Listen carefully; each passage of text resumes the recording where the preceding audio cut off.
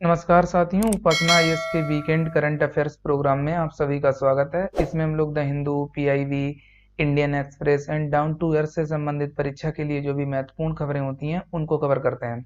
तो आज के सेशन में हम लोग 1 जनवरी से लेके 8 जनवरी 2021 तक की जो भी महत्वपूर्ण खबरें होंगी उनको कवर करेंगे। तो साथियों, यदि आप हमारे चैनल पर नए व्यूअर हैं तो सबसे पहले चैनल को सब्सक्राइब कर लीजिए।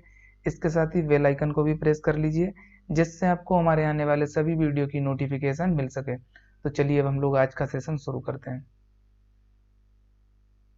आज के सेशन की पहली न्यूज है इंडियन पेंगोलिन खबरों में। तो आइए सबसे पहले हम लोग जानते हैं ये न्यूज में क्यों है। हाल ही में ओडिशा वन विभाग ने पेंगोलिन के अवैध शिकार और व्यापार की जांच के लिए सोशल मीडिया प्लेटफार्मों की सख्त निगरानी की आवश्यकता पर बल दिया है, जिसको लेकर ये न्यूज में थी। अब हम लोग इनसे जुड़े जो मुख्य पॉइंट हैं उनको जानते हैं।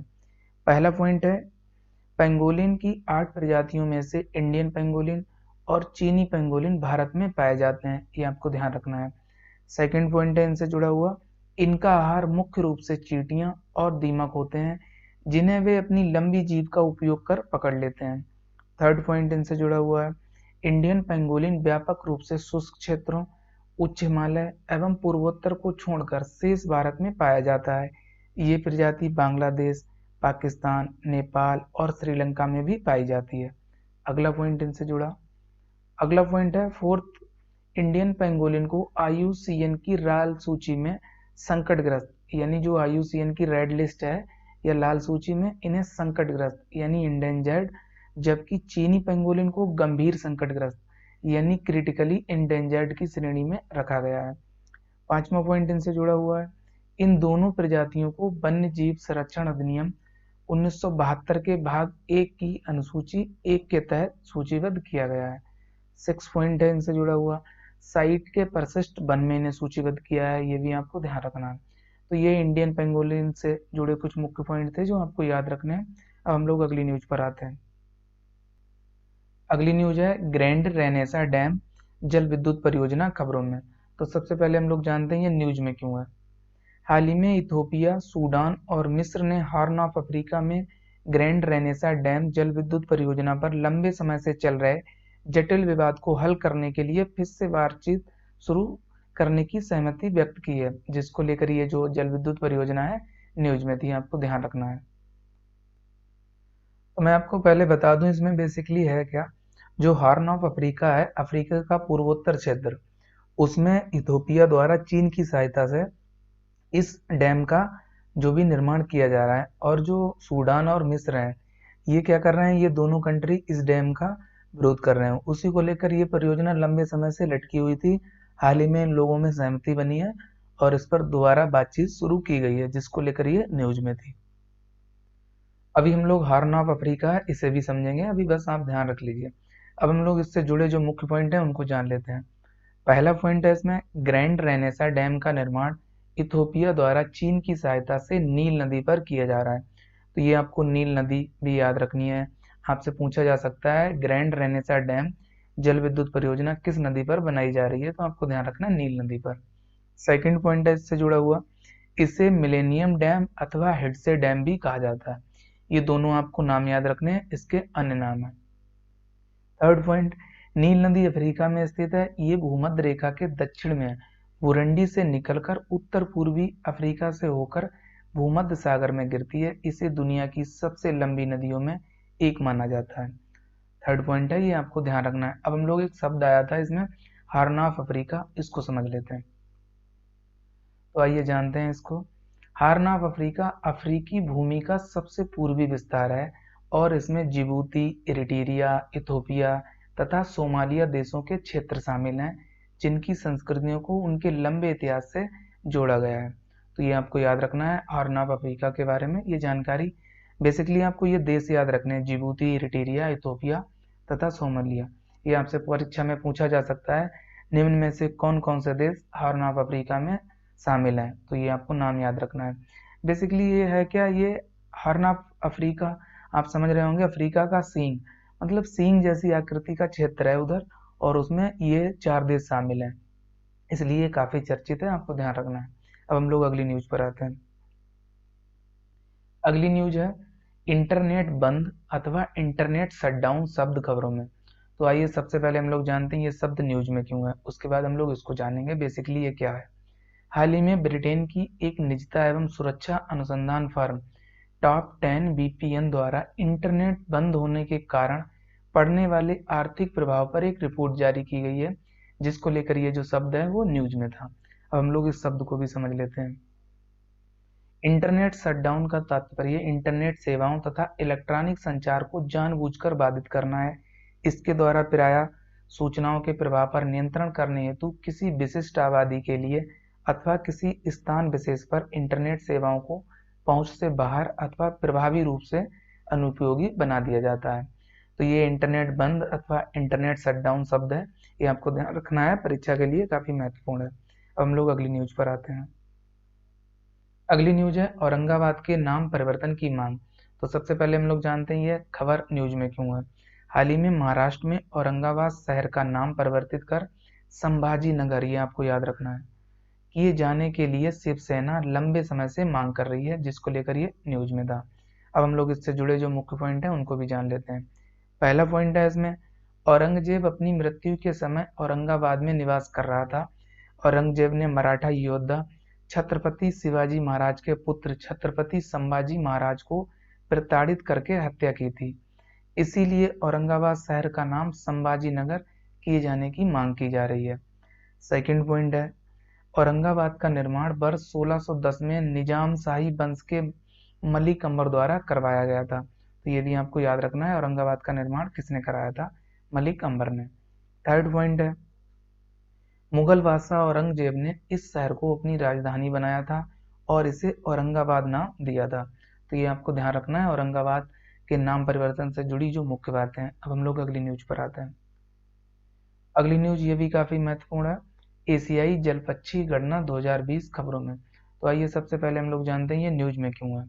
हाल ही में आंध्र प्रदेश में बॉम्बे नेचुरल हिस्ट्री सोसाइटी, अभी ये नाम याद रख लीजिए, आपको हम लोग आगे पढ़ेंगे भी ये क्या है, के निर्देशन में 2 दिवसीय एशियाई जलपक्षी गणना 2020 संपन्न हुई, जिसको लेकर ये न्यूज में थी। अब हम लोग इससे जुड़े जो मुख्य पॉइंट हैं उनको भी जान लेते हैं।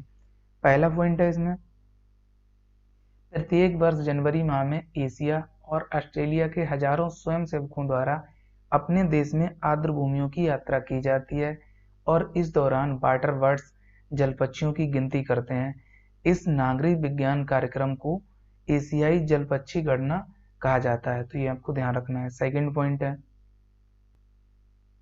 एशियाई जलपक्षी गणना को वर्ष 1987 में भारतीय उपमहाद्वीप में शुरू किया गया तथा इसका विस्तार तेजी से अफगानिस्तान से पूर्व की ओर जापान, दक्षिण पूर्व एशिया और ऑस्ट्रेलिया तक हो गया है। तो ये आपको एशियाई जलपक्षी गणना 2020 से जुड़ी कुछ मुख्य बातें जो याद रखनी है। अब हम लोग बॉम्बे नेचुरल हिस्ट्री सोसाइटी के बारे में जान लेते हैं।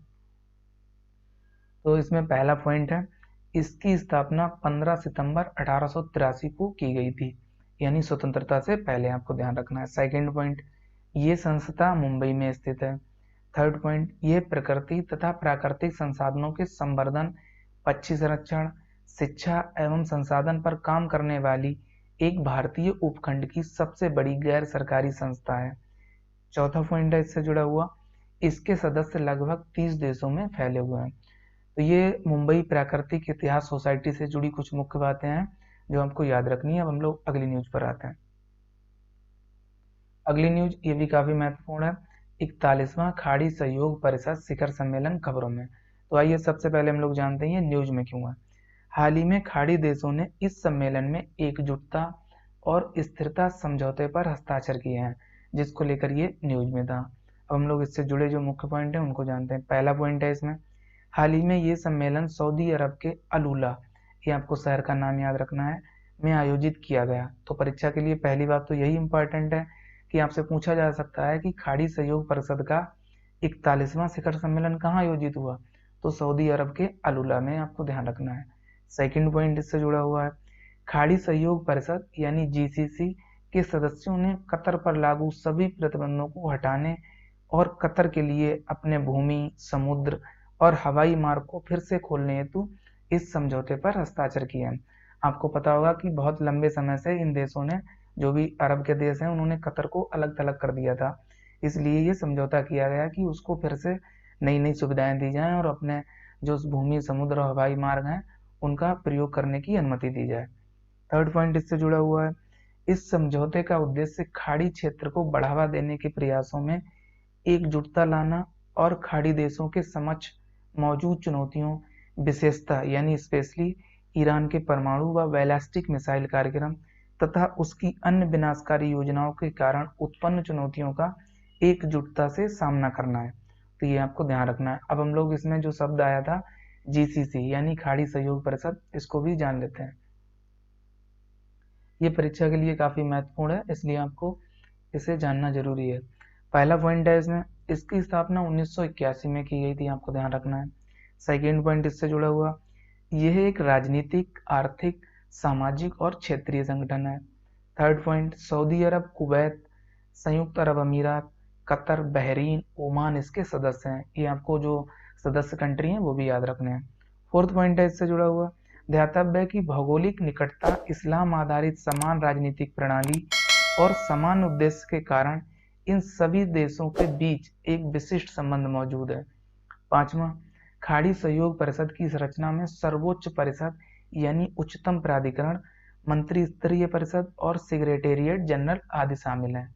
सिक्स पॉइंट जो लास्ट पॉइंट है, इसका सचिवालय सऊदी अरब के रियाद में स्थित है। ये आपको ध्यान रखना है, महत्वपूर्ण है। तो ये खाड़ी सहयोग परिषद से जुड़े कुछ मुख्य पॉइंट है जो आपको याद रखने हैं। अब हम लोग अगली न्यूज पर आते हैं। अगली न्यूज ये भी काफी महत्वपूर्ण है, ट्राई फूड पार्क खबरों में। तो आइए जानते हैं इससे जुड़े जो मुख्य पॉइंट है। पहला पॉइंट है इसमें, आदिवासियों की आजीविका में सुधार लाने तथा जनजातीय सशक्तिकरण को बढ़ावा देने हेतु जनजातीय कार्य मंत्रालय के तहत ट्राइफेड और अखिल भारतीय वनवासी कल्याण आश्रम ने मध्य प्रदेश के 5 जिलों में ट्राइफेड यानी ट्राई फूड पार्क की स्थापना के लिए समझौता ज्ञापन पर हस्ताक्षर किए हैं, जिसको लेकर ये न्यूज में था।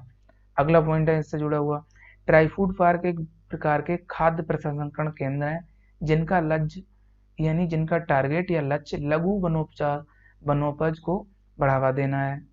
अब हम लोग जो tribal cooperative marketing federation of India है यानी ट्राइफेड, इसको जान लेते हैं। इसमें पहला पॉइंट है, ये वर्ष 1987 में गठित भारतीय जनजातीय सहकारी विपणन विकास संघ जनजातीय कार्य मंत्रालय के प्रशासनिक नियंत्रण के तहत राष्ट्रीय स्तर का एक शीर्ष संगठन है। तो ये आपको ध्यान रखना है, यानी ट्राइफेड। सेकंड पॉइंट, इसका मुख्यालय नई दिल्ली में स्थित है, ये भी आपको याद रखना है। थर्ड पॉइंट है, इस संगठन का प्राथमिक उद्देश्य जनजातीय लोगों का सामाजिक एवं आर्थिक विकास सुनिश्चित करना है। तो ये ट्राइफेड से जुड़ी कुछ मुख्य बातें जो आपको याद रखनी है। अब हम लोग अगली न्यूज पर आते हैं। अगली न्यूज है, ये भी काफी महत्वपूर्ण है, माल ढुलाई व्यवसाय विकास पोर्टल खबरों में। तो आइए जानते हैं इससे जुड़े पॉइंट।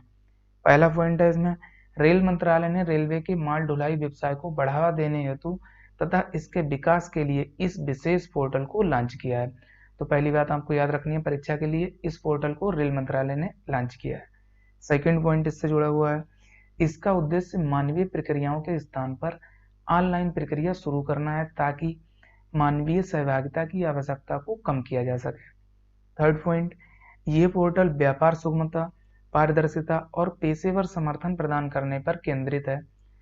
फोर्थ पॉइंट, अपनी तरह का पहला समर्पित माल ढुलाई पोर्टल ये सुनिश्चित करेगा कि सभी कार्य उपभोक्ता केंद्रित हों, लॉजिस्टिक्स प्रदान करने वाले की लागत में कमी आए, आपूर्तिकर्ताओं के लिए ऑनलाइन ट्रैकिंग सुविधा सुनिश्चित हो और माल परिवहन की प्रक्रिया सरल बने। तो ये इस पोर्टल से संबंधित कुछ मुख्य बातें हैं जो आपको याद रखनी है। अब हम लोग अगली न्यूज पर आते हैं। अगली न्यूज ये भी काफी महत्वपूर्ण है, यक्षगान खबरों में। तो आइए जानते हैं सबसे पहले ये खबरों में क्यों है। हाल ही में साधु कोठारी नामक यक्षगान कलाकार का मंच पर प्रदर्शन करने के दौरान निधन हो गया, जिसको लेकर ये लोक नृत्य न्यूज में था। अब हम लोग इससे जुड़े जो मुख्य पॉइंट है उनको भी जान लेते हैं। पहला पॉइंट है इसमें, यक्षगान का शाब्दिक अर्थ है यक्ष के गीत। सेकंड, यक्षगान कर्नाटक के तटीय क्षेत्रों में किया जाने वाला एक प्रसिद्ध लोक नृत्य है। तो आपको याद रखना है परीक्षा के लिए ये कर्नाटक से संबंधित है। कर्नाटक में ये परंपरा लगभग 800 वर्ष पुरानी मानी जाती है। थर्ड पॉइंट, इसमें संगीत की अपनी एक अलग शैली होती है जो भारतीय शास्त्रीय संगीत, कर्नाटक संगीत तथा हिंदुस्तानी संगीत से अलग होती है। फोर्थ पॉइंट इससे जुड़ा हुआ है, इसकी विषय वस्तु मिथकीय कथाओं तथा पुराणों, विशेष तौर पर रामायण महाभारत पर आधारित होती है। तो ये यक्षगान से जुड़ी कुछ मुख्य बातें जो आपको याद रखनी है। अब हम लोग अगली न्यूज पर आते हैं। अगली न्यूज है टाइकथॉन 2021 खबरों में। तो आइए जानते हैं इससे जुड़े मुख्य पॉइंट। हाल ही में सरकार ने एक आभासी खिलौना हैकथॉन यानी टाइकथॉन 2021 लॉन्च किया है, जिसको लेकर ये न्यूज में था। सेकंड पॉइंट इससे जुड़ा हुआ, ये पहल शिक्षा मंत्रालय, महिला और विकास मंत्रालय, बाल विकास मंत्रालय, कपड़ा मंत्रालय, वाणिज्य एवं उद्योग मंत्रालय, सूक्ष्म लघु तथा मध्यम उद्यम मंत्रालय, सूचना व प्रसारण मंत्रालय और तकनीकी शिक्षा के लिए अखिल भारतीय परिषद यानी AICTE द्वारा की गई है। थर्ड पॉइंट है इससे जुड़ा हुआ, इसका उद्देश्य भारतीय मूल्य प्रणाली के आधार पर नवीन खिलौनों की अवधारणा का विकास करना है, जो बच्चों में सकारात्मक व्यवहार और अच्छे मूल्यों को बढ़ाएगा। फोर्थ पॉइंट इससे जुड़ा हुआ है, ये भारतीय संस्कृति और लोकाचार, स्थानीय लोक कथाएं तथा नायक एवं भारतीय मूल्य प्रणालियों पर आधारित है। तो ये टाइकथॉन 2021 से संबंधित कुछ मुख्य बातें जो आपको याद रखनी है। अब हम लोग अगली न्यूज पर आते हैं। अगली न्यूज है, ये भी काफी महत्वपूर्ण है, कोविशील्ड और कोवैक्सीन वैक्सीन खबरों में। तो आइए जानते हैं सबसे पहले ये न्यूज में क्यों है। हाल ही में भारतीय औषधि महानियंत्रक यानी drug control general of India द्वारा भारत में कोविड-19 के खिलाफ प्रतिबंधित आपातकालीन उपयोग हेतु इन दोनों वैक्सीन को औपचारिक रूप से मंजूरी प्रदान कर दी गई है, जिसको लेकर ये दोनों वैक्सीन न्यूज में थी। अब हम लोग इन वैक्सीन के बारे में जान लेते हैं। सबसे पहले हम लोग जानते हैं कोविशील्ड के बारे में। तो इसमें पहला पॉइंट है, कोविशील्ड वैक्सीन एस्ट्राजेनेका के सहयोग से ऑक्सफोर्ड यूनिवर्सिटी द्वारा विकसित की गई है। सेकंड पॉइंट, पुणे स्थित serum institute of India Covishield के लिए विनिर्माण और परीक्षण भागीदार है। अगला थर्ड पॉइंट है, इस वैक्सीन में आम सर्दी जुकाम के लिए जिम्मेवार वायरस के कमजोर संस्करण पर आधारित non replicating chimpanzee viral vector का उपयोग किया गया है। अगला फोर्थ पॉइंट है, ये वायरस चिंपैंजी में संक्रमण का कारण बनता है और इसमें SARS COVID 2 virus spike protein से संबंधित अनुवांशिकीय पदार्थ होते हैं। अब हम लोग कोवैक्सीन के बारे में जानते हैं। पहला पॉइंट है इसमें, कोवैक्सीन वैक्सीन भारत बायोटेक द्वारा विकसित की गई है और ये कोविड-19 की रोकथाम हेतु भारत में निर्मित पहला स्वदेशी वैक्सीन है। सेकंड पॉइंट, भारत बायोटेक द्वारा इस वैक्सीन को भारतीय चिकित्सा अनुसंधान परिषद और राष्ट्रीय विषाणु विज्ञान संस्थान के सहयोग से विकसित किया गया है। तो ये इन वैक्सीन से संबंधित कुछ मुख्य पॉइंट थे जो आपको याद रखने परीक्षा के लिए महत्वपूर्ण है। अब हम लोग अगली खबर का रुख करते हैं। अगली खबर है, ये भी काफी महत्वपूर्ण है, मेरा गांव मेरा गौरव पहल खबरों में। तो आइए जानते हैं इससे जुड़े पॉइंट। पहला पॉइंट है, यह पहल भारतीय कृषि अनुसंधान परिषद की है, ये आपको ध्यान रखना है। सेकंड पॉइंट, इस योजना की शुरुआत यानी इस पहल की शुरुआत वर्ष 2015 में की गई थी। थर्ड पॉइंट, हाल ही में इसके तहत गोवा के कुछ गांवों में कचरा निपटान हेतु ग्राम पंचायतों के मार्गदर्शन में अभियान चलाया गया है, जिसको लेकर यह पहल न्यूज में थी। फोर्थ पॉइंट है इससे जुड़ा हुआ, ICAR कृषि अनुसंधान और शिक्षा विभाग, कृषि और किसान कल्याण मंत्रालय भारत सरकार के तहत एक स्वायत्त संगठन है, ये आपको ध्यान रखना है। तो ये मेरा गांव मेरा गौरव पहल से संबंधित कुछ मुख्य पॉइंट्स थे जो आपको याद रखने हैं। अब हम लोग अगली न्यूज पर आते हैं। अगली न्यूज ये भी काफी महत्वपूर्ण है, एग्री इंडिया हैकथॉन 2020 खबरों में। तो आइए जानते हैं इससे जुड़े पॉइंट। पहला पॉइंट है, हाल ही में केंद्रीय कृषि एवं किसान कल्याण मंत्री ने कृषि सहकारिता एवं किसान कल्याण विभाग द्वारा भारतीय कृषि अनुसंधान संस्थान यानी IARI पूसा के सहयोग से आयोजित वर्चुअल एग्री हैकथॉन 2020 का उद्घाटन किया है, जिसको लेकर ये न्यूज में था। सेकंड पॉइंट, इस कार्यक्रम के माध्यम से भारत के सभी बेहतरीन लोगों, रचनात्मक स्टार्टअप्स और स्मार्ट इनोवेटर्स के साथ उद्योग एवं सरकार के सभी महत्वपूर्ण हितधारकों को एक साथ एक मंच पर लाने का प्रयास किया जाएगा, जो कि कृषि क्षेत्र की चुनौतियों से निपटने के लिए नवीन और मितव्ययी समाधानों की खोज करेंगे। तो ये एग्री इंडिया हैकथॉन 2020 से संबंधित कुछ मुख्य पॉइंट हैं जो आपको याद रखने हैं। अब हम लोग अगली न्यूज पर आते हैं।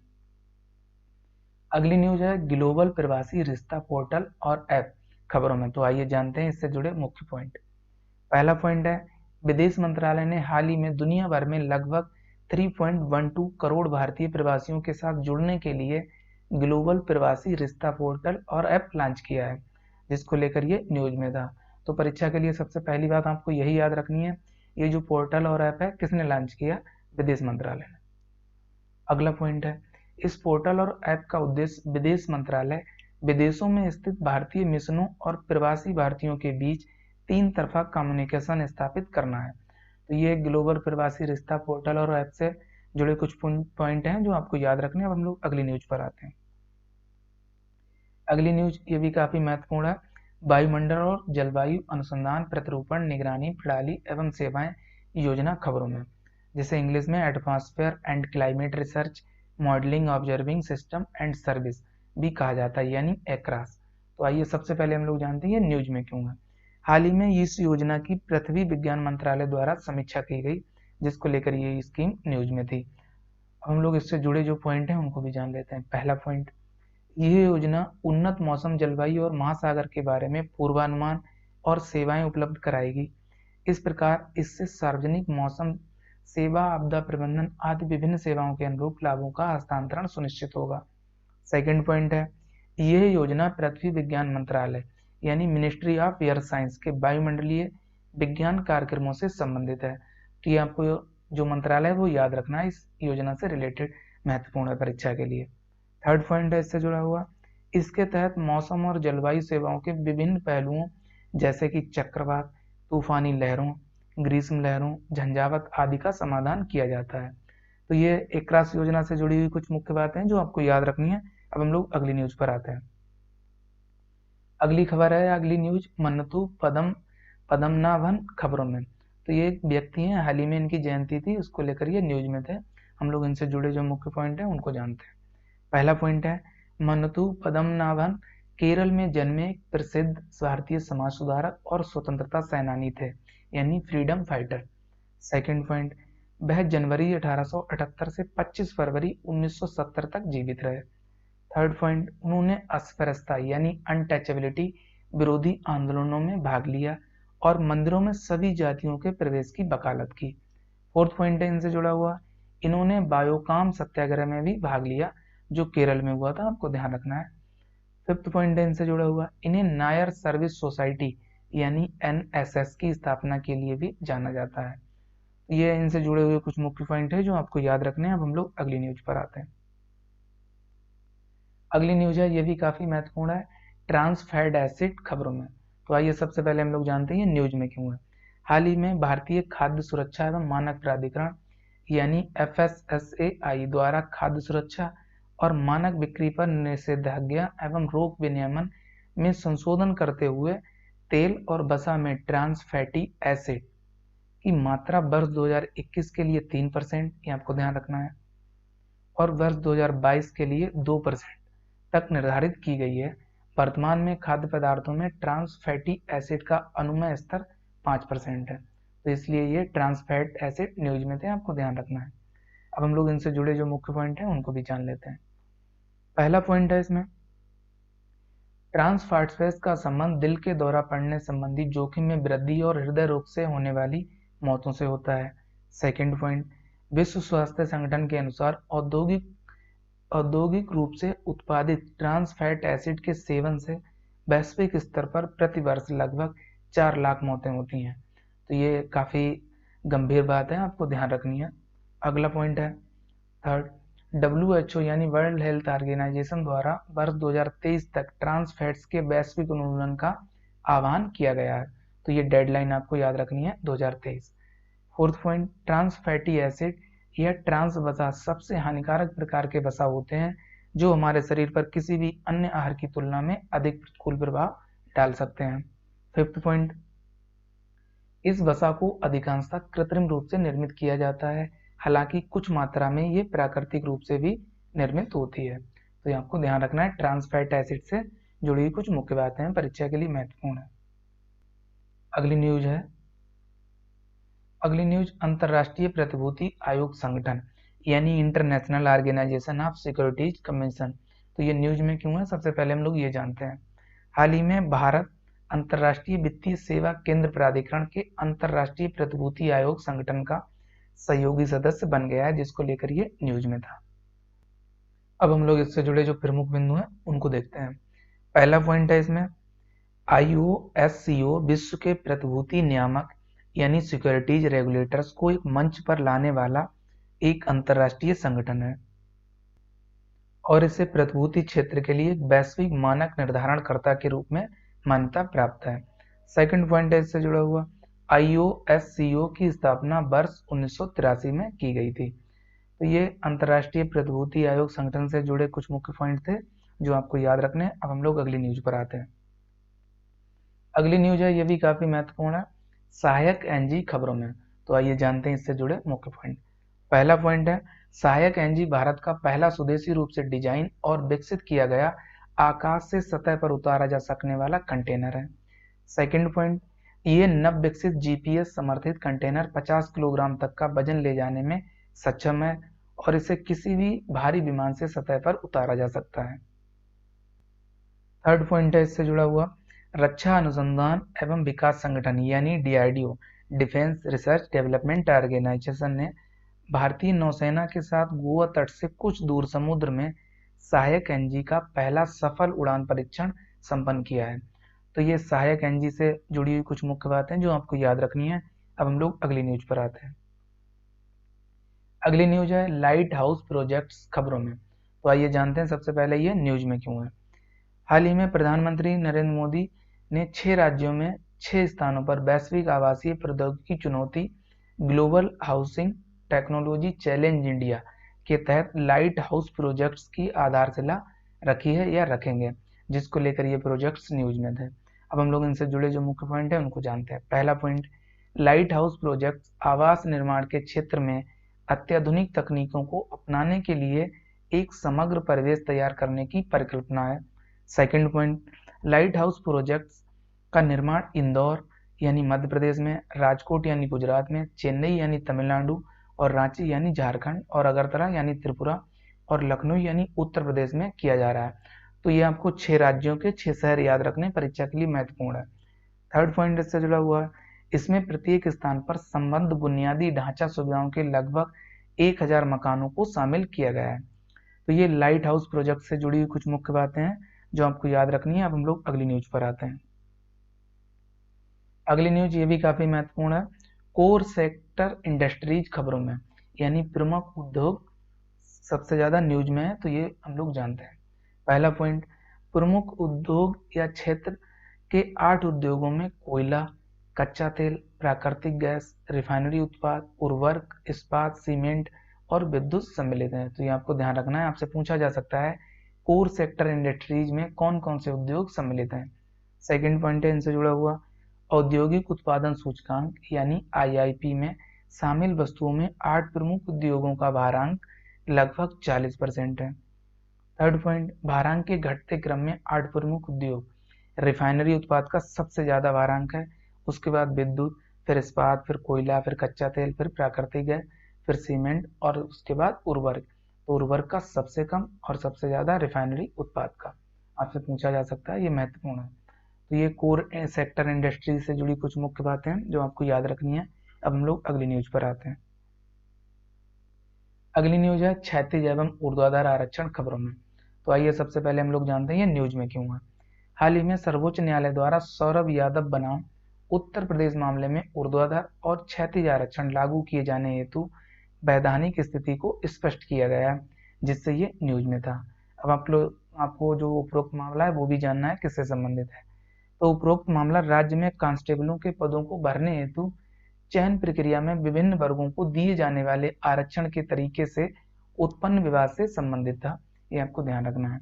अब हम लोग जो आरक्षण है यानी ऊर्ध्वाधर और क्षैतिज उनको भी जान लेते हैं। तो आइए सबसे पहले हम लोग जानते हैं ऊर्ध्वाधर आरक्षण को। अनुसूचित जाति, अनुसूचित जनजाति और अन्य पिछड़ा वर्गों के लिए दिया जाने वाला आरक्षण को ऊर्ध्वाधर आरक्षण कहा जाता है। ये विधि के अंतर्गत निर्दिष्ट प्रत्येक समूह के लिए अलग से प्रदान किया जाता है। तो ये आपको ध्यान रखना है ऊर्ध्वाधर आरक्षण के बारे में। अब हम लोग क्षैतिज आरक्षण के बारे में जानते हैं। क्षैतिज आरक्षण का तात्पर्य महिलाओं, सेवानिवृत्त सैनिकों, ट्रांसजेंडर समुदाय और विकलांग व्यक्तियों आदि लाभार्थियों को सभी ऊर्ध्वाधर आरक्षण श्रेणियों में समान अवसर प्रदान करना है। तो ये क्षैतिज आरक्षण है, आपको ध्यान रखना है। तो ये क्षैतिज एवं ऊर्ध्वाधर आरक्षण से जुड़ी कुछ मुख्य बातें थी जो आपको याद रखनी है। अब हम लोग अगली न्यूज पर आते हैं। अगली न्यूज ये भी काफी महत्वपूर्ण है, longitudinal ageing study of India web one report खबरों में। तो आइए जानते हैं इससे जुड़े मुख्य पॉइंट। पहला पॉइंट है इसमें, हाल ही में केंद्रीय स्वास्थ्य और परिवार कल्याण मंत्रालय यानी ministry of health and family welfare ने वर्चुअल प्लेटफॉर्म से ये रिपोर्ट जारी की है। तो परीक्षा के लिए यही बात आपको इम्पोर्टेंट है, ये रिपोर्ट जो है किसने जारी की, यानी किस मंत्रालय ने, तो केंद्रीय स्वास्थ्य और परिवार कल्याण मंत्रालय ने। सेकंड पॉइंट इससे जुड़ा हुआ है, ये भारत में उम्रदराज हो रही आबादी के स्वास्थ्य, आर्थिक तथा सामाजिक निर्धारकों और परिणामों की वैज्ञानिक जांच का व्यापक राष्ट्रीय सर्वेक्षण है। इसे वर्ष 2016 में मान्यता प्रदान की गई थी। थर्ड पॉइंट, ये भारत का पहला और विश्व का सबसे बड़ा सर्वेक्षण है जो सामाजिक, स्वास्थ्य तथा आर्थिक खुशहाली के पैमाने पर वृद्ध आबादी के लिए नीतियां और कार्यक्रम बनाने के उद्देश्य से लॉन्गिट्यूडनल डाटाबेस प्रदान करता है। फोर्थ पॉइंट, LASI से प्राप्त साक्ष्यों का उपयोग वृद्धजनों के लिए राष्ट्रीय स्वास्थ्य देखभाल कार्यक्रम को मजबूत एवं व्यापक बनाने में किया जाएगा और इससे वृद्धजनों की आबादी के लिए प्रतिरोधी तथा स्वास्थ्य कार्यक्रम चलाने में मदद मिलेगी। तो ये longitudinal ageing study of India web one report से संबंधित कुछ मुख्य बातें थी जो आपको याद रखनी है। अब हम लोग अगली न्यूज पर आते हैं। अगली न्यूज ये भी काफी महत्वपूर्ण है, राष्ट्रीय कामधेनु आयोग खबरों में। तो आइए सबसे पहले हम लोग जानते हैं न्यूज में क्यों है। हाल ही में राष्ट्रीय कामधेनु आयोग ने गायों के महत्व के बारे में लोगों के बीच रुचि पैदा करने के उद्देश्य से कामधेनु गौ विज्ञान प्रचार प्रसार परीक्षा और गौजातीय प्रजातियों के बारे में उन्हें जागरूक और शिक्षित करने की घोषणा की है, जिसको लेकर ये आयोग न्यूज में था। अब हम लोग इससे जुड़े जो मुख्य पॉइंट है उनको भी जान लेते हैं। पहला पॉइंट है, इसका गठन भारत सरकार द्वारा गायों और उनकी संतान के संरक्षण, पालन, सुरक्षा तथा विकास एवं पशु विकास कार्यक्रमों के लिए दिशा निर्देश देने हेतु किया गया है। सेकंड पॉइंट, यह आयोग पशुपालन और डेयरी विभाग के अंतर्गत एक एजेंसी है। थर्ड पॉइंट, ये राष्ट्रीय गोकुल मिशन के अभिन्न अंग के रूप में कार्य करता है। तो ये राष्ट्रीय कामधेनु आयोग से जुड़ी मुख्य बातें हैं जो आपको याद रखनी है। अब हम लोग अगली न्यूज पर आते हैं। अगली न्यूज ये भी काफी महत्वपूर्ण है, अखिल भारतीय शतरंज संघ खबरों में। तो आइए जानते हैं सबसे पहले ये न्यूज में क्यों है। हाल ही में संजय कपूर को अखिल भारतीय शतरंज संघ का अध्यक्ष चुना गया है, जिससे ये जो संघ है वो न्यूज में था। तो ये नई नियुक्ति है, आपको याद रखना है ये नाम भी। सेकंड पॉइंट, अखिल भारतीय शतरंज संघ भारत में शतरंज खेलों के लिए केंद्रीय प्रशासनिक निकाय है, जिसकी स्थापना वर्ष 1951 में की गई थी। साथ ही ये अंतर्राष्ट्रीय शतरंज संघ से संबंध है। तो ये अंतर्राष्ट्रीय शतरंज संघ से संबंध है, तो ये भी परीक्षा के लिए महत्वपूर्ण हो जाता है। हम लोग अंतर्राष्ट्रीय शतरंज संघ को भी जान लेते हैं, यानी FIDE, the international chess federation. तो पहला पॉइंट है इसमें, अंतर्राष्ट्रीय शतरंज संघ अंतर्राष्ट्रीय स्तर पर शतरंज के खेल का शासी निकाय है। सेकंड पॉइंट, ये सभी अंतर्राष्ट्रीय शतरंज प्रतियोगिताओं को नियंत्रित करता है। थर्ड पॉइंट, एक गैर सरकारी संस्थान के रूप में अंतर्राष्ट्रीय शतरंज संघ की स्थापना 20 जुलाई 1924 को पेरिस में की गई थी, यानी फ्रांस में। अब आपको एक नोट भी याद रखना है, विश्व भर में प्रत्येक वर्ष 20 जुलाई को अंतर्राष्ट्रीय शतरंज दिवस का आयोजन किया जाता है या मनाया जाता है, ये आपको ध्यान रखना है नोट के तौर पर। तो हम लोग अगली न्यूज पर आते हैं। अगली न्यूज है अनुभव मंटप्पा खबरों में। तो आइए सबसे पहले हम लोग जानते हैं ये न्यूज में क्यों है। हाल ही में कर्नाटक के मुख्यमंत्री BS येदियुरप्पा द्वारा बसव कल्याण में नए अनुभव मंटप्पा का शिलान्यास किया गया है।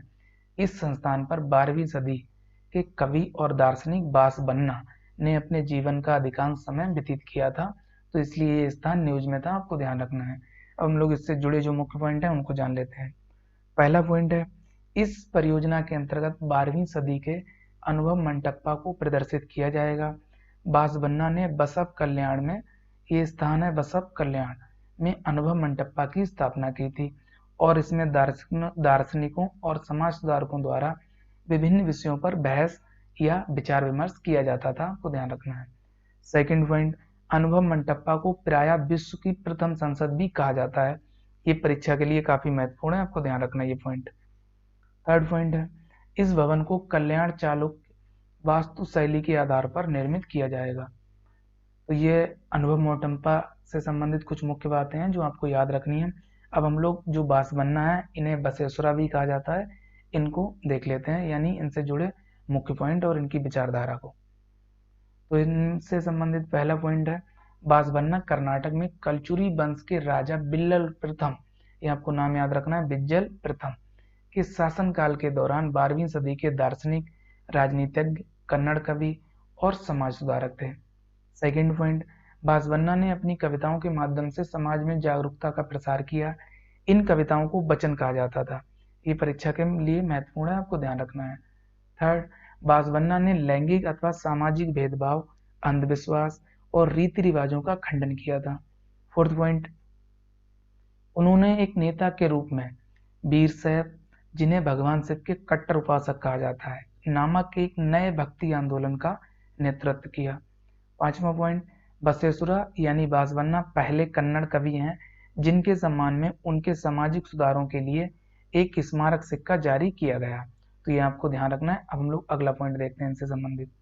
अगला पॉइंट है, बासवन्ना की अध्यक्षता में, ये 6 पॉइंट है, में शरण आंदोलन ने सभी जातियों के लोगों को आकर्षित किया और भक्ति आंदोलन की अधिकांश शाखाओं की भांति वचन के रूप में साहित्य रचना की, जिसमें वीर शैव संप्रदाय के संतों की आध्यात्मिक दुनिया का वर्णन मिलता है। सातवां पॉइंट है, उन्होंने 2 अन्य महत्वपूर्ण सामाजिक आर्थिक सिद्धांत दिए। पहला है कायिका यानी ईश्वरीय कार्य। इसके तहत यानी इस सिद्धांत के अनुसार समाज के प्रत्येक व्यक्ति को अपनी पसंद का कार्य पूरी ईमानदारी के साथ करना चाहिए। सेकंड, दसोहा यानी समान वितरण। इसमें समान कार्य के लिए समान आय होनी चाहिए। आप कह सकते हैं समान कार्य के लिए समान वेतन। अब आपको इनसे जुड़ा एक नोट भी याद रखना है। नवंबर 2015 में भारत के प्रधानमंत्री श्री नरेंद्र मोदी द्वारा लंदन में लंबेथ में टेम्स नदी के किनारे बसेसुरा यानी बासवन्ना की मूर्ति का उद्घाटन किया गया। तो ये आपको याद रखना है, परीक्षा के लिए महत्वपूर्ण है। तो ये बासवन्ना से जुड़ी कुछ मुख्य बातें थी जो आपको याद रखनी है। अब हम लोग अगली न्यूज पर आते हैं। अगली न्यूज है भारतीय मौसम विज्ञान विभाग खबरों में। तो आइए जानते हैं इससे जुड़े मुख्य पॉइंट। पहला पॉइंट है, आईएमडी की स्थापना 1875 में की गई थी। सेकंड पॉइंट, इसका मुख्यालय नई दिल्ली में स्थित है। थर्ड पॉइंट, ये भारत सरकार के पृथ्वी विज्ञान मंत्रालय यानी मिनिस्ट्री ऑफ अर्थ साइंस की एक एजेंसी है। फोर्थ पॉइंट इससे जुड़ा हुआ, ये मौसम संबंधी अवलोकन, मौसम पूर्वानुमान और भूकंप विज्ञान के लिए जिम्मेदार प्रमुख एजेंसी है। तो ये भारत मौसम विज्ञान विभाग से संबंधित कुछ मुख्य बातें जो आपको याद रखनी है। अब हम लोग अगली न्यूज पर आते हैं। अगली न्यूज है सागरमाला सी प्लेन सेवा खबरों में। तो आइए जानते हैं इससे जुड़े मुख्य पॉइंट। पहला पॉइंट है, बंदरगाह, जहाजरानी और जलमार्ग मंत्रालय संभावित एयरलाइन परिचालकों के जरिए सागरमाला सी प्लेन सेवा शुरू करने की योजना बना रही है, जिसको लेकर ये न्यूज में थी। सेकंड पॉइंट, सी प्लेन स्थिर पंखों वाला हवाई जहाज है जो पानी में उतरने में सक्षम होता है। थर्ड, इस परियोजना को सागरमाला विकास कंपनी लिमिटेड के माध्यम से लागू किया जाएगा, जो कि बंदरगाह, जहाजरानी और जलमार्ग मंत्रालय के प्रशासनिक नियंत्रण में है। फोर्थ पॉइंट, सी प्लेन सेवा एक गेम चेंजर साबित होगी जो पूरे देश में तेज और आरामदायक परिवहन का एक पूरक साधन प्रदान करेगी। फिफ्थ पॉइंट, यह यात्रा के समय को कम करेगा और लोगों को रोजगार के अवसर प्रदान करेगा। तो ये सागरमाला सी प्लेन सेवा से जुड़े कुछ मुख्य पॉइंट हैं जो आपको याद रखने हैं। अब हम लोग अगली न्यूज पर आते हैं। अगली न्यूज है यूरेनियम संवर्धन खबरों में। तो आइए सबसे पहले हम लोग जानते हैं ये न्यूज में क्यों है। हाल ही में ईरान ने वर्ष 2015 के परमाणु समझौते का उल्लंघन करते हुए एक भूमिगत इकाई में 20% तक यूरेनियम का संवर्धन शुरू कर दिया है। साथ ही महत्वपूर्ण हॉर्मुज जलडमरू मध्य के पास एक दक्षिण कोरियाई ध्वज वाले टैंकर को भी अपने कब्जे में ले लिया है, जिससे ये न्यूज में था। तो आपको ये जो हॉर्मुज जलडमरू मध्य है यानी स्ट्रेट ऑफ हॉर्मुज, इसके बारे में भी थोड़ी जानकारी नहीं रखनी है क्योंकि ये भी महत्वपूर्ण है।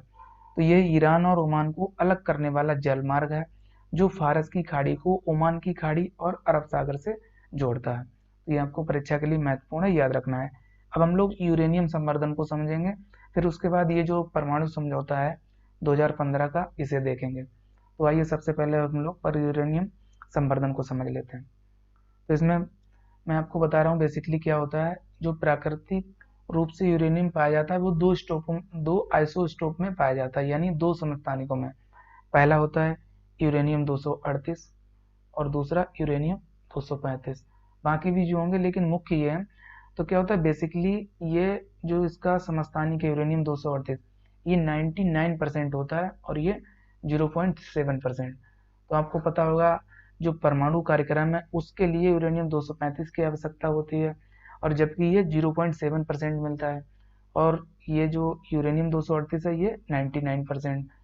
तो यूरेनियम 238 से यूरेनियम 235 को अलग करने की प्रक्रिया, ये यूरेनियम संवर्धन कहलाती है। यूरेनियम संवर्धन, ये आपको ध्यान रखना है, या आप इसे यूरेनियम इनरिच भी कह सकते हैं। तो आइए हम लोग अब देखते हैं इससे जुड़े पॉइंट। पहला है, प्राकृतिक यूरेनियम में दो अलग अलग समस्थानिक विद्यमान होते हैं, जिसमें लगभग 99% यूरेनियम 238 तथा 0.7% यूरेनियम 235 की मात्रा पाई जाती है।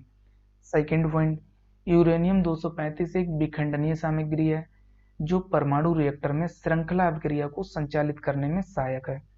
थर्ड पॉइंट, यूरेनियम संवर्धन में आइसोटोप सेपरेशन प्रक्रिया के माध्यम से यूरेनियम 235 की मात्रा को बढ़ाया जाता है। तो ये आपको ध्यान रखना है, यूरेनियम संवर्धन, ये कुछ मुख्य बातें हैं। अब हम लोग जो समझौता है 2015 का उसको जानते हैं। तो इसमें मैं आपको बेसिकली पहले कुछ बात बता देना चाह रहा हूँ।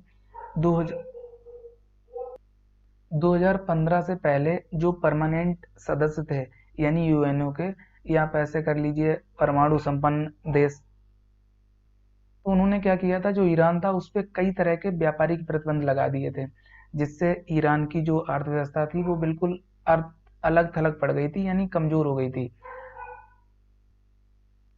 फिर उसके बाद क्या हुआ, जब ईरान की अर्थव्यवस्था बिल्कुल अलग थलग पड़ गई थी और बहुत कमजोर हो गई थी, तो इन देशों ने एक ऐसा मतलब समझौता करने की बात शुरू की ईरान से। उससे कहा कि तुम अपना जो परमाणु कार्यक्रम है उसको बंद कर दो या उस पर अंकुश लगा दो, और हम तुम्हें जो व्यापारिक प्रतिबंध हैं उनसे छूट दे देंगे। तो ईरान ने इनके साथ ऐसा समझौता कर लिया।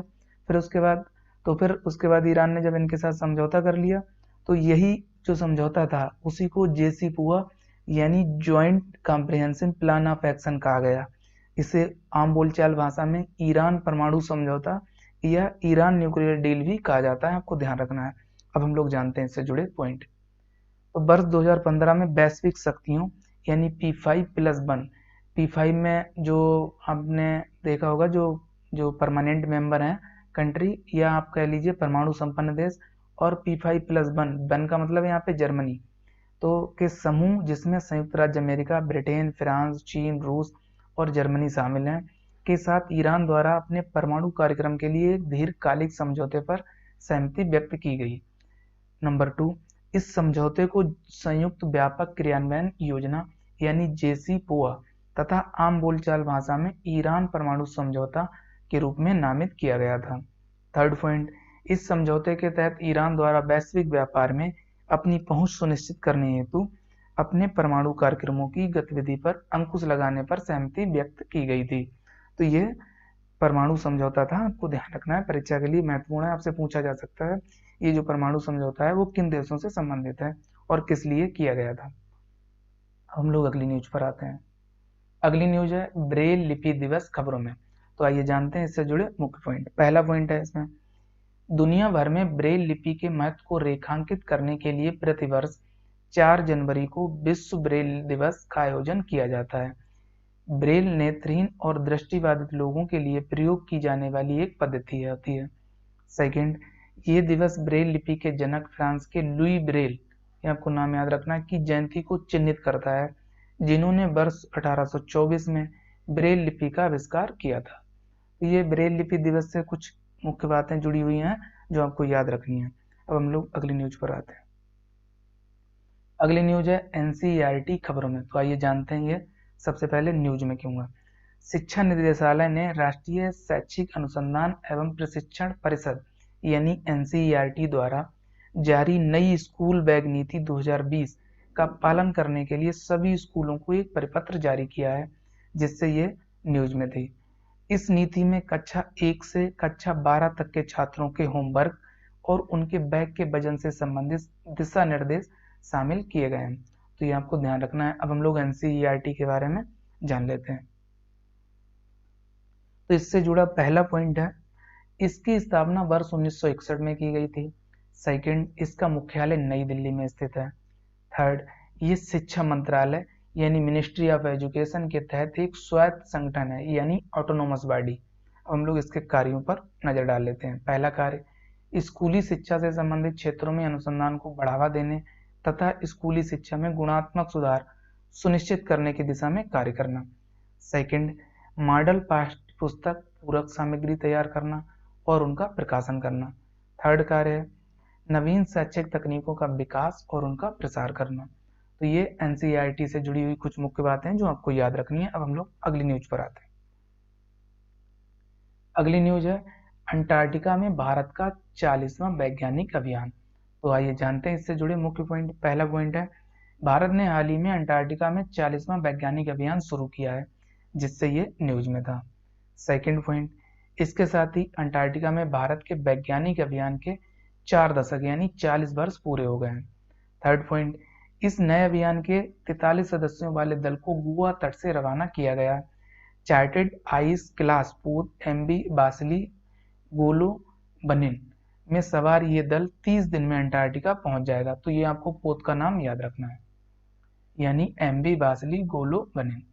फोर्थ पॉइंट, भारतीय अंटार्कटिका अभियान की शुरुआत वर्ष 1981 में हुई, जिसमें डॉक्टर एस.एस.जेड कासिम के नेतृत्व में 21 वैज्ञानिकों और सहायक कर्मचारियों का समूह शामिल था। फिफ्थ पॉइंट, ये काफी महत्वपूर्ण है। वर्तमान में अंटार्कटिका में भारत के 3 स्थायी अनुसंधान बेस हैं। पहला दक्षिण गंगोत्री, जिसे 1984 में स्थापित किया गया था। दूसरा मैत्री, जिसे 1987 में स्थापित किया गया था। और तीसरा भारती, जिसे 2009 में स्थापित किया गया था, जिनमें से मैत्री और भारती संचालित हैं और इसे बंद कर दिया गया है। ये अंटार्कटिका में भारत के जो मिशन है उनसे जुड़े हुए कुछ मुख्य पॉइंट थे। ये अभियान, ये आपको ध्यान रखना है।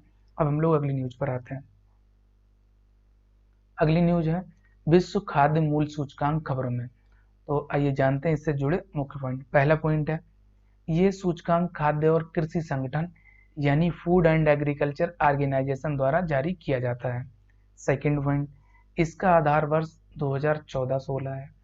थर्ड, इसे वर्ष 1996 में वैश्विक कृषि वस्तु बाजार के विकास की निगरानी में मदद के लिए सार्वजनिक रूप से पेश किया गया था। Fourth point, FAO food price index खाद्य वस्तुओं की टोकरी के अंतर्राष्ट्रीय मूल्यों में मासिक बदलाव का एक मापक है। फिफ्थ पॉइंट, ये अनाज, तिलहन, डेयरी उत्पाद और मांस और चीनी की टोकरी के मूल्यों में हुए परिवर्तनों को मापता है। तो ये विश्व खाद्य मूल्य सूचकांक से जुड़े कुछ मुख्य पॉइंट हैं जो आपको याद रखने हैं। अब हम लोग ये जो ऑर्गेनाइजेशन है यानी फूड एंड एग्रीकल्चर ऑर्गेनाइजेशन, इस पर चर्चा कर लेते हैं। ये भी परीक्षा के लिए महत्वपूर्ण है। तो आइए जानते हैं इससे जुड़े मुख्य पॉइंट। पहला पॉइंट है इसमें एफएओ यानी खाद्य और कृषि संगठन की स्थापना वर्ष 1945 में संयुक्त राष्ट्र संघ के तहत की गई थी। ये संयुक्त राष्ट्र की एक विशेष एजेंसी है, यानी ये यूएनओ से स्वतंत्र नहीं है बल्कि उससे संबद्ध है। सेकंड, इसका मुख्यालय इटली के रोम में स्थित है, ये आपको ध्यान रखना है। थर्ड पॉइंट, प्रत्येक वर्ष विश्व में 16 अक्टूबर को विश्व खाद्य दिवस मनाया जाता है। एफएओ की स्थापना वर्षगांठ की याद में ये दिवस मनाया जाता है।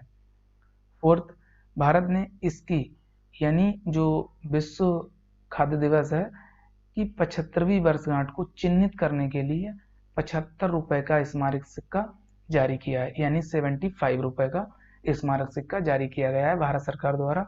ये आपको ध्यान रखना है, परीक्षा के लिए महत्वपूर्ण है। फिफ्थ पॉइंट, ये संयुक्त राष्ट्र के खाद्य सहायता संगठनों में से एक है। 6, विश्व खाद्य कार्यक्रम और कृषि विकास के लिए अंतर्राष्ट्रीय कोष यानी आईएफएडी भी इसमें शामिल है, ये आपको ध्यान रखना है। तो ये एफओ से जुड़े हुए कुछ मुख्य पॉइंट थे जो आपको याद रखने हैं, परीक्षा के लिए महत्वपूर्ण है। अब हम लोग अगली खबर पर आते हैं। अगली खबर है धारा 301 खबरों में। तो आइए सबसे पहले जानते हैं हम लोग ये न्यूज में क्यों है। हाल ही में संयुक्त राज्य व्यापार प्रतिनिधि यानी यूनाइटेड स्टेट ट्रेड रिप्रेजेंटेटिव ने कहा है कि भारत, इटली, तुर्की द्वारा अपनाए गए डिजिटल सेवा कर यानी डिजिटल सर्विस टैक्स अमेरिकी कंपनियों के साथ भेदभाव करते हैं और अंतर्राष्ट्रीय कर सिद्धांतों के असंगत हैं, जिसको लेकर ये धारा जो न्यूज में थी। अब हम लोग इससे जुड़े जो मुख्य पॉइंट है उनको जानते हैं। पहला पॉइंट है, ये धारा अमेरिका के व्यापार अधिनियम से संबंधित है। परीक्षा के लिए महत्वपूर्ण है, हमसे पूछा जा सकता है ये धारा किस कंट्री से संबंधित है। सेकंड पॉइंट, यूएस ट्रेड अधिनियम की धारा 301 यूएसटीआर को किसी बाहरी देश द्वारा की गई अनुचित या भेदभावपूर्ण कार्रवाई जो कि अमेरिका वाणिज्य को यानी व्यापार को नकारात्मक रूप से प्रभावित कर सकती है की जांच करने और उस पर प्रतिक्रिया देने का व्यापक अधिकार प्रदान करती है। थर्ड पॉइंट इससे जुड़ा हुआ है, वर्ष 1974 के व्यापार अधिनियम के माध्यम से अपनाई गई ये धारा अमेरिकी राष्ट्रपति को विदेशी राष्ट्रों पर टैरिफ या अन्य प्रतिबंध लगाने की अनुमति देती है। तो ये धारा 301 से जुड़ी हुई कुछ मुख्य बातें थी जो आपको याद रखनी है, परीक्षा के लिए महत्वपूर्ण है। अब हम लोग अगली न्यूज पर आते हैं। अगली न्यूज में डिजिटल सेवा कर क्या है, तो इसको भी हम लोग जान लेते हैं। ये बेसिकली उसी से जुड़ा हुआ है। ये कर कंपनियों द्वारा डिजिटल सेवाएं प्रदान करने के बदले प्राप्त राजस्व पर आरोपित किया जाता है। ये कर मुख्य तौर पर गूगल, अमेजन और एप्पल जैसी डिजिटल बहुराष्ट्रीय कंपनियों पर लागू होता है, तो ये आपको ध्यान रखना है। अब हम लोग अगली न्यूज पर आते हैं। अगली न्यूज है कैराकल कैट या कैराकल बिल्ली खबरों में। तो आइए जानते हैं इससे जुड़े मुख्य पॉइंट। पहला पॉइंट है, मानव वन्यजीव संघर्ष के चलते हाल ही में इसके खतरे को लेकर चिंता जाहिर की गई है, जिससे ये कैराकल बिल्ली न्यूज में थी। सेकंड, कैराकल जंगली बिल्ली भारत में पाई जाने वाली बिल्ली की एक दुर्लभ प्रजाति है। थर्ड, ये पतली एवं मध्य आकार की बिल्ली है जिसमें लंबे एवं शक्तिशाली पैर और काले गुच्छेदार कान होते हैं। फोर्थ पॉइंट, कैराकल बिल्ली को ज्यादातर पशुधन की सुरक्षा हेतु मारा जाता है, लेकिन कहीं कहीं इसका मांस के लिए भी शिकार किया जाता है। पांचवा पॉइंट है इससे जुड़ा हुआ है, इसे कई स्थानीय नामों से जाना जाता है, जैसे राजस्थान में जंगली बिलाव या जंगली के नाम से जाना जाता है। सिक्स पॉइंट इससे जुड़ा हुआ, इसका आईयूसीएन स्टेटस कम चिंतनीय यानी लीस्ट कंसर्न है, ये आपको ध्यान रखना है। तो ये कैराकल बिल्ली से जुड़े हुए कुछ मुख्य पॉइंट्स थे जो आपको याद रखने हैं। अब हम लोग अगली न्यूज पर आते हैं। अगली न्यूज ये भी काफी महत्वपूर्ण है, भारत और श्रीलंका संबंध खबर में। तो आइए जानते हैं इनसे जुड़ी मुख्य बातें। पहली बात, महामारी के दौरान भारत द्वारा वित्त पोषित एक निःशुल्क एम्बुलेंस सेवा श्रीलंका में कोविड-19 के खिलाफ महत्वपूर्ण भूमिका निभा रही है। सेकंड पॉइंट, हम्बनटोटा श्रीलंका का महत्वपूर्ण बंदरगाह है, ये आपको ध्यान रखना है। और एक बात याद रखनी है, इस बंदर का विकास चीन द्वारा किया गया है, ये आपको ध्यान रखना है। थर्ड, भारत और श्रीलंका सार्क और बिम्स्टेक के सदस्य हैं। ये दोनों संगठन बहुत महत्वपूर्ण है, इसका चैनल पर वीडियो पड़े हुए हैं, आप वहां पे प्लेलिस्ट में जाकर इनको देख सकते हैं। और सार्क देशों में भारत का व्यापार श्रीलंका के साथ सबसे अधिक है। फोर्थ, दोनों देशों की सेनाओं के बीच संयुक्त सैन्य अभ्यास मित्र शक्ति और संयुक्त नौसैनिक अभ्यास सिलेनेक्स का आयोजन किया जाता है। तो ये भारत और श्रीलंका संबंधों से जुड़ी हुई कुछ मुख्य बातें थी, परीक्षा के लिए जो महत्वपूर्ण है वो आपको याद रखनी है। अब हम लोग परीक्षा संबंधी तथ्यों पर नजर डालते हैं। तो पहला तथ्य है, हाल ही में निर्दिष्ट कुशल कामगार सहभागिता समझौता भारत जापान के बीच हुआ है, ये आपको याद रखना है, परीक्षा के लिए महत्वपूर्ण है। आपसे पूछा जा सकता है निर्दिष्ट कुशल कामगार समझौता किन दो देशों के बीच हुआ है, यानी आपको याद रखना है भारत और जापान के बीच। अगला है सेकंड तथ्य, भारतीय अमेरिकी डॉक्टर राज अय्यर ने अमेरिकी सेना के पहले मुख्य सूचना अधिकारी के रूप में पदभार संभाला है। अगला थर्ड है, हाल ही में सरकार ने लद्दाख की संस्कृति और भाषा के संरक्षण के लिए एक समिति गठित की है, ये भी महत्वपूर्ण है, आपसे पूछा जा सकता है हाल ही में सरकार ने किस राज्य के लिए एक समिति का गठन किया है जिसका उद्देश्य संस्कृति और भाषा का संरक्षण है। फोर्थ पॉइंट है या फोर्थ तथ्य, गुजरात राज्य ने सूर्योदय योजना लॉन्च की है, आपको ध्यान रखना है। पांचवा तथ्य, हाल ही में टेस्ला कंपनी ने दुनिया का सबसे बड़ा सुपर चार्ज स्टेशन चीन में लॉन्च किया है, ये काफी महत्वपूर्ण है, आपसे पूछा जा सकता है। 6, हाल ही में इजराइल और भारत ने मिलकर MRSAM एयर डिफेंस सिस्टम का सफल परीक्षण किया है। ये 6 तथ्य है, आपको याद रखना है। अगला हम लोग देखते हैं तथ्य 7वां। प्रधानमंत्री श्री नरेंद्र मोदी ने वीडियो कॉन्फ्रेंसिंग के माध्यम से कोची मंगलुरु प्राकृतिक गैस पाइपलाइन राष्ट्र को समर्पित की है। ये 450 किलोमीटर लंबी इस पाइपलाइन का निर्माण gas authority of India limited यानी गेल द्वारा किया गया है। ये आपको याद रखना है। 8वां तथ्य है, तमिल भाषा और संस्कृति को बढ़ावा देने के लिए दिल्ली सरकार द्वारा तमिल अकादमी की स्थापना की गई है। 9वां, हाल ही में एक विरासत को अपनाओ अपनी धरोहर अपनी पहचान योजना की शुरुआत संस्कृति और पर्यटन मंत्रालय ने की है। 10वां तथ्य है, हाल ही में तूफान बेला के कारण ब्रिटेन ने अपने 50% से अधिक की बिजली उत्पादन की है या उत्पन्न की है। ये आपको ध्यान रखना है। अगला 11वां तथ्य है, अमेरिका ने हाल ही में मलाला यूसुफजई छात्र विधेयक पारित किया है। ये महत्वपूर्ण है, आपको याद रखना है। 12वां, हाल ही में doctor APJ Abdul Kalam scientist पुरस्कार 2021 से डॉक्टर अमित केसरवानी को सम्मानित किया गया है। तो ये नया पुरस्कार से जुड़ा मुख्य पॉइंट है, आपको याद रखना है। 13वां, हाल ही में देश का पहला Buddhist theme park Sanchi Raisen यानी मध्य प्रदेश में बनाया गया है। 14 यानी 14वां है, हाल ही में चक्रवात यासा ने फिजी देश को सर्वाधिक प्रभावित किया है। 15वां, हाल ही में गौतम चौहान को भारतीय सेना में पहले ह्यूमन राइट सेल के प्रमुख के रूप में नियुक्त किया गया है। तो ये नई नियुक्ति है, आपको याद रखनी है, महत्वपूर्ण है। 16वां, हाल ही में रामलिंगेश्वर पार्क का उद्घाटन उड़ीसा में किया गया है। 17वां, गूगल ने पर्यटन उद्योग के लिए इनसाइट टूल लॉन्च करने की घोषणा की है। तो ये महत्वपूर्ण है। अगला तथ्य हम लोग देखते हैं। अगला 18वां तथ्य है, हाल ही में स्कॉटलैंड ने ब्रिटेन से आजादी हेतु जनमत संग्रह का प्रस्ताव रखा है। 19वां, हाल ही में ऑस्ट्रेलिया ने अपने राष्ट्रीय गीत के शब्दों में बदलाव किया है। 20वां तथ्य है, कजाकिस्तान ने मौत की सजा को समाप्त करने के लिए विधान पारित किया है। तो ये भी महत्वपूर्ण है, आपसे पूछा जा सकता है, याद रखना है। 21वां, रवीश रंजन शुक्ला को रामेश्वर हिंदी पत्रिका पुरस्कार 2020 से सम्मानित किया गया है। 22वां, जुको घाटी मणिपुर और नागालैंड की सीमा पर स्थित है। हाल ही में ये आग लगने के कारण समाचारों में थी। ये आपको ध्यान रखना है। 23वां, हाल ही में केरल राज्य की रेशमा मरियम राय सबसे युवा पंचायत अध्यक्ष चुनी गई हैं। तो ये भी आपको ध्यान रखना है। 24वां, हाल ही में भारत ने पाकिस्तान के साथ परमाणु प्रतिष्ठानों की सूची का आदान प्रदान किया है। अगला 25वां है, हाल ही में खादी और ग्रामोद्योग आयोग तथा भारत तिब्बत सीमा पुलिस यानी आईटीबीपी के बीच अर्धसैनिक बलों को खादी कॉटन की दरियों की आपूर्ति करने हेतु एक नया समझौता किया गया है। 26वां, वैज्ञानिक तथा औद्योगिक अनुसंधान परिषद की राष्ट्रीय एरोस्पेस प्रयोगशाला के वैज्ञानिकों ने कोरोना वायरस महामारी के दौरान वेंटिलेटरों की कमी की समस्या से निपटने और कोरोना संक्रमण के उपचार में भारत को पूर्णतः आत्मनिर्भर बनाने के लिए चिकित्सा पेशेवरों के साथ मिलकर स्वदेशी तकनीक से स्वस्थ वायु नाम से वेंटिलेटर डिजाइन किया है। तो ये भी आपको ध्यान रखना है। अगला है 27वां, ये भी काफी महत्वपूर्ण है।